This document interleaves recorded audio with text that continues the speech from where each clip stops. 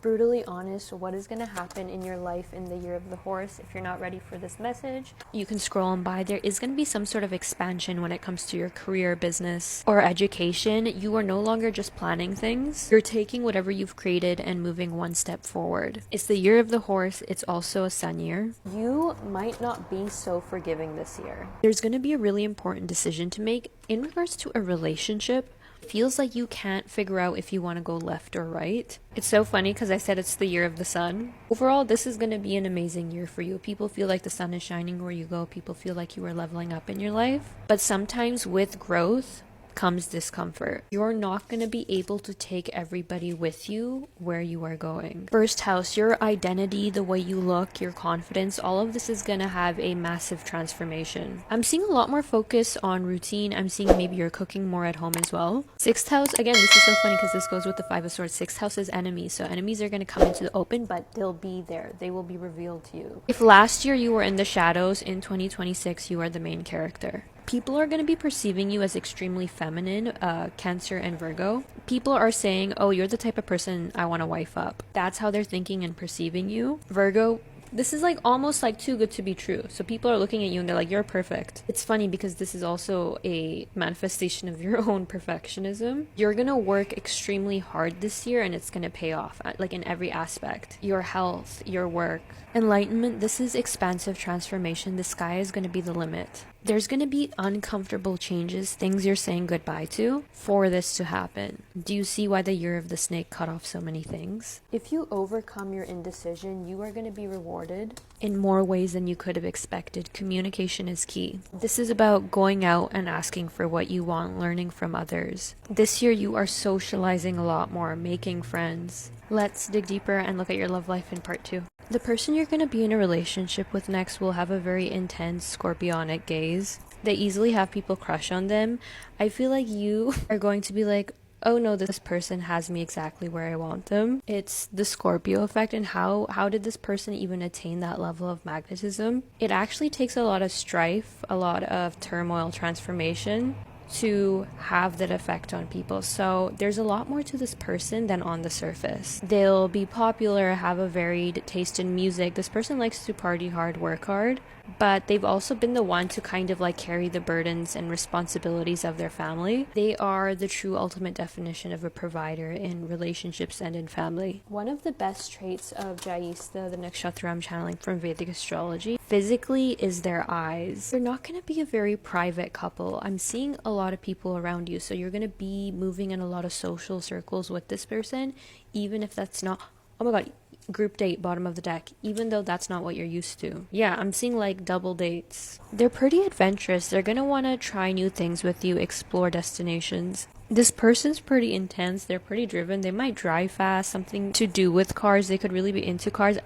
A lot of different dates. Like, it's not going to be bland. They really like going to new places with their partner. Again, Scorpio, this person's really psychic. You might find that at times they'll know what's going on with you without you even having to say it. You can find this person's to be really healing, but that might be very vulnerable for you, for somebody to want to get to the root or bottom of who you are, because again, this is Scorpio energy, Vedic Scorpio, so tropical Sagittarius. This person's also extremely motivational. They will be your biggest hype man. Whatever you believe yourself to be, they're going to see something in you that sometimes you might not even see in yourself. This person has had really big dreams, really big ambitions from a pretty young age. They're the type of person, I don't know if you've heard, like people who ever since they were children felt they were meant to be somebody. They had this innate sense for something more. Not everybody is like that, and also there's nothing wrong with that if somebody doesn't think that way. I'm just trying to explain to you like the type of person this person is. Oh my god, yes, they are very fond of animals.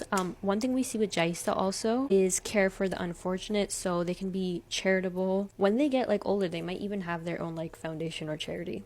Okay, because this is a general reading, it is not going to be for everyone. If you do want to book a more accurate personal reading, link will be in my bio. Link is also in bio to donate to my fundraiser towards Ibrahim. I love you guys so much. Bye. The person you're going to be in a relationship with next has eldest sibling energy. They're like, don't worry, I got it. I'm channeling Jaista Nakshatra from Vedic astrology, and these people are literally the type who want to be able to take care of their partners. They have a very black raven, black hawk sort of quality and look and appearance. Very striking eyes. Jaista Nakshatra is in Vedic Scorpio. If you're wondering which men want to be like sugar babies, it's Libra and Taurus men. Okay, it's Venus men. This is not that. This is a Martian man. Jaistas are some of the most helpful people I have ever met. If you're ever in a crisis, this is the person you call, and they literally always show up. I feel like this person might have a master's or they're very well educated. This is a Mercury nakshatra. It's known to be one of the most intelligent placements. Sometimes people might view this person as being good at too many things. I'm seeing they're also a jock. They have like a feminine or artistic side to them as well though. Okay, do you see the eyes? This is really interesting because Jaisas are known for having a very intense, smoldering gaze. Scorpio energy, very like natural sex appeal.